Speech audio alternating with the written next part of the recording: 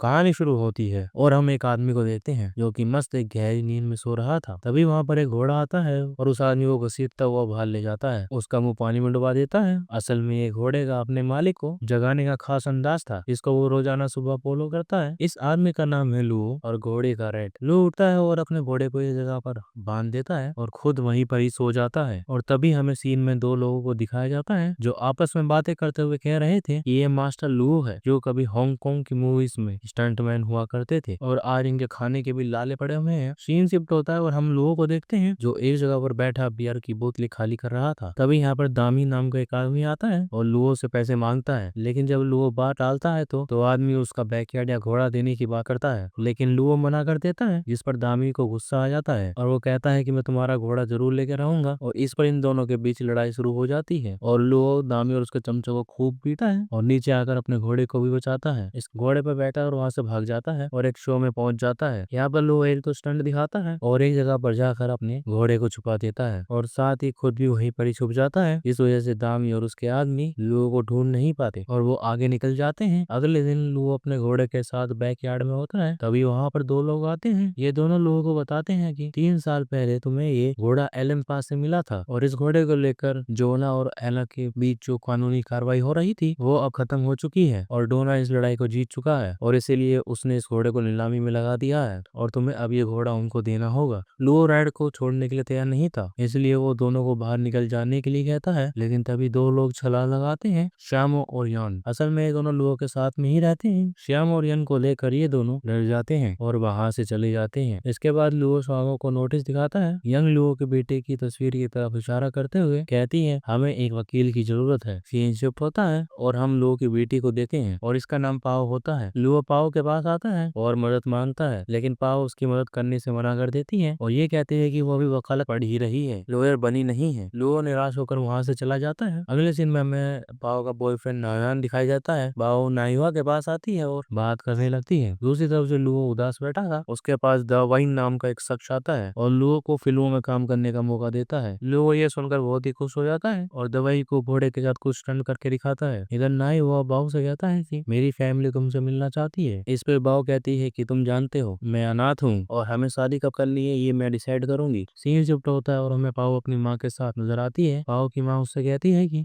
तुम्हें अपने पिता के साथ शांति बनानी चाहिए और यही पता चलता है कि पाओ की माँ की मौत तो बहुत पहले ही हो चुकी है। बाओ तो सिर्फ उनके बारे में इमेजिन ही करती है। इसी इमेजिनेशन में बाओ की माँ कहती है कि अगर दोबारा तुम्हारे पापा तुमसे मिलने आए तो उनसे मुंह मत फेरना। अगली सुबह बाओ नाश्ता कर रही होती है कि तभी उसकी नजर अपने पिता पर पड़ती है जो अपने घोड़े को तैयार कर लाए हैं। असल में वो चाहते हैं कि उनके साथ लोग तस्वीर खिंचाएं और बदले में कुछ पैसे भी दे। लुओ यहाँ पर कई स्टंट भी दिखाते हैं, लेकिन कोई भी फायदा नहीं होता। ना कोई उनके पास आता है और ना ही उन्हें कोई पैसे देता है। ये देखकर पाओ को बहुत ही बुरा लगता है, इसलिए वो बैकयार्ड में आकर लुओ से मिलती है। पाओ कहती है कि अगर आपको मदद चाहिए तो मैं अपने बॉयफ्रेंड से बात कर सकती हूँ, वो एक वकील है। इसके बाद बाओ वही चीजों को देखने लगती है और वो रेड से भी मिलती है। घोड़ा पाओ को देखकर बहुत ही खुश होता है और उसकी हर बात मानता है। कहानी आगे बढ़ती है और हम नए हुआ को देते हैं जो लियो से मिलने आता है, लेकिन वहां रखी चीजों को देखकर डर जाता है। और तभी पाओ आती है और कहती है, आप लोगों ने अभी तक कुछ डिस्कस नहीं किया। इसके बाद पाओ न्यायो के हाथ पर हाथ रख देती है और उसको कंफर्ट फील करवाती है और उसके बाद बातें शुरू होती हैं और हमें 3 साल पहले की कहानी दिखाई जाती है, जहाँ पर हम लियो को देखते हैं जिसने एक घोड़े का बहुत ही बुरी हालत में लिया था। घोड़ा बीमार था, लियो ने उसका ध्यान रखा, उसको खिलाया पिलाया और चलना भी सिखाया और साथ ही कहा कि भविष्य में तुम कभी भी घुटनों पर नहीं बैठोगे। इसी के साथ कहानी प्रेजेंट टाइम में आती है, जहाँ पर बाओ घोड़े के पास होती है और नए हुआ को बुलाती है। लियो नया हुआ को रेड के साथ स्टंट करने के लिए कहता है। स्टंट करते हुए रेड जमीन पर गिर जाता है, इस वजह से नया हुआ डर जाता है। तब लियो कहता है कि रेड बिल्कुल ठीक है, वो तो बल्कि तुम्हें पसंद करता है, इसलिए तुम्हारे साथ मस्ती कर रहा है। अगले दिन लियो रेड के साथ शूटिंग पर पहुंचता है और शूट तैयार होता है। यहाँ पर पाओ भी लियो की शूटिंग देखने के लिए आती है, लेकिन रेड इतनी भीड़ को देखकर डर जाता है और स्टंट नहीं कर पाता। लियो और रेड को शूटिंग से बाहर कर दिया जाता है, जिसके बाद लियो एक जगह पर उदास बैठ जाता है और रेड आकर उसे टोपी पहनने के लिए कहता है, लेकिन लियो गुस्से से टोपी को फेंक देता है। तब पाओ रेड के पास आती है और उससे कहती है कि हम तुम्हें इसके लिए फोर्स नहीं करेंगे, अगर तुम्हें करना है तो तुम करो, नहीं करना है तो मत करो। घोड़ा बाबा शूटिंग में जाता है और स्टंट करने लगता है। इधर बाओ भी लुओ को टोपी देती है और जाने को कहती है, जिसके बाद लुओ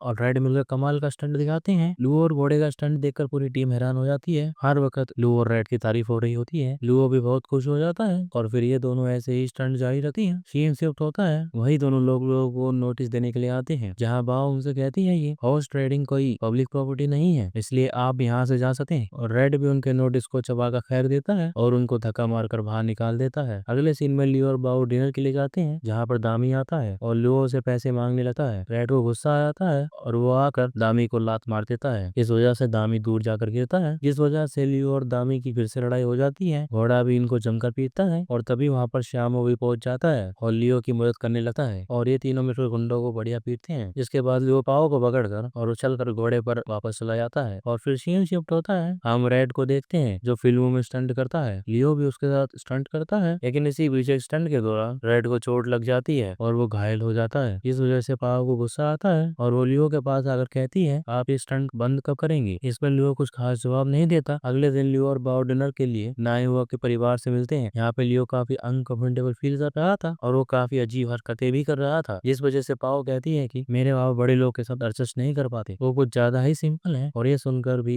लियो भी नायुआ की फैमिली से कहता है कि आप मेरी वजह से बेटी को रिजेक्ट मत कीजिए, वो बहुत ही अच्छी है। डिनर खत्म होते ही नायुआ और उसकी फैमिली वापस चली जाती है। उनके जाने के बाद पाओ हमारी लाओ पर गुस्सा करती है और उन्हें नायुआ की फैमिली के साथ अच्छे से बर्ताव न करने से जमकर डांटती है। इसके बाद ही वो उनसे कहती है कि आपको रेड के साथ अच्छे से बर्ताव करना चाहिए। सीन शिफ्ट होता है और हम बाओ को देखते हैं जो रेड के साथ बैठकर टीवी देख रही थी। टीवी पर बाओ अपने फादर और रेड के स्टंट देख रही थी। यहीं पर लियो भी होता है। टीवी देखते हुए लियो अपने पापा से कहती है कि आप बहुत ही कूल हो। ये सुनकर लियो की आंखें नम हो जाती हैं और पाओ की आंखों से भी आंसू निकल जाते हैं। तभी सीन शिफ्ट होता है और हम 8 साल पहले पहुंच जाते हैं। यहाँ लियो होता है जो कि एक बहुत ही ऊंची जगह पर स्टंट कर रहा होता है। ये स्टंट करते हुए लियो अचानक से नीचे गिर जाता है और उसके सिर पर गहरी चोट लग जाती है। इस चोट की वजह से लियो को पूरे 8 महीने तक कोमा में रहना पड़ता है। असल में ये सब लियो अपनी बेटी को बता रहा होता है। लियो कहता है कि उन 8 महीनों में काम न करने की वजह से दिवालिया हो गया था, तुम्हारी माँ से भी नहीं मिल पाया था। बाओ कहती है कि माँ की तरफ से मैं आपको माफ करती हूँ। दूसरी तरफ दामी बैकयार्ड में रेड के पास आता है और उसको इंजेक्शन लगाने की कोशिश करता है ताकि वो उसको अपने साथ ले जा सके, लेकिन तभी रेड की आंखें खुल जाती हैं और ये सब मिलकर उसको पकड़ने की कोशिश करते हैं। रेड भी इनसे बचने की पूरी कोशिश करता है। इससे पहले कि दामी रेड को काबू में करता, वहाँ पर लियो पहुंच जाता है और इन सबकी पिटाई करने लगता है। लियो एक कुर्सी पर बैठकर दामी को सीढ़ी से घसीट देता है और नीचे गिराकर दामी से कहता है कि तुमने हाथ छोड़ा क्यों नहीं? इस पर दामी कहते हैं कि मेरे हाथ फंस गए थे। और इस तरीके से लियो और दामी के बीच लड़ाई होती है और वो उनको वहाँ से भगा देता है। अगली सुबह फिल्म स्टार युआन लियो के पास आता है। ये दोनों साथ में बैठकर चाय पीते हैं और ढेर सारी बातें करते हैं। युआन लियो से कहता है कि अगर उस दिन हांगकांग में आप ना होते तो शायद मैं आज जिंदा नहीं होता। युआन कहता है कि मैं आपके साथ एक फिल्म बनाना चाहता हूँ, मैं चाहता हूँ कि आप और रेड उस मूवी में काम करें। और लियो को सोचता है और इस पर मूवी के लिए मना कर देता है। इसके बाद युआन वहाँ से वापस चला जाता है। उसी शाम पाओ और उसका बॉयफ्रेंड लियो के पास आते हैं। वो दोनों उसको बताते हैं कि हमें सबूत मिल गया है। ये सुनकर लियो बहुत ही खुश होता है, लेकिन पीछे से रेड एक टी शर्ट उठा देता है जिस पर लियो पाओ को बताता है इस पर कि सुबह एक फिल्म स्टार युआन आया था, उन्होंने मुझे फिल्म का ऑफर दिया था। और ये सुनकर पाओ गुस्सा हो जाती है और वहाँ से चली जाती है। लियो को समझ नहीं पाता और अगले दिन युआन की बताए हुई शूटिंग पर पहुंच जाता है। यहाँ लियो अपने घोड़े पर बैठकर सीन शूट कर रही होती है, तभी उसको अपने घोड़े का ख्याल आता है और ध्यान न देने की वजह से वो जमीन पर गिर जाता है। इसके बाद लियो होता है और रेड से माफी मांगता है कि बस अब ये रुकने का समय है। इसके बाद लियो युआन से माफी मांगता है और फिल्म के लिए मना करके वहाँ से चला जाता है। लियो रेड के साथ पाओ के पास पहुंचता है और कहता है कि मैंने वो मूवी मना कर दी। पाओ ये सुनकर बहुत ही खुश हो जाती है और दौड़ कर आती है। लियो सोचता है कि पाओ उसके गले लगेगी, लेकिन पाओ रेड के गले लगती है और ये सीन थोड़ा मजाकिया हो जाता है। फिर अगला सीन कोर्ट के अंदर का दिखाया जाता है, यहाँ पर केस की हियरिंग थी। लियो ये केस हार जाता है। नायुआ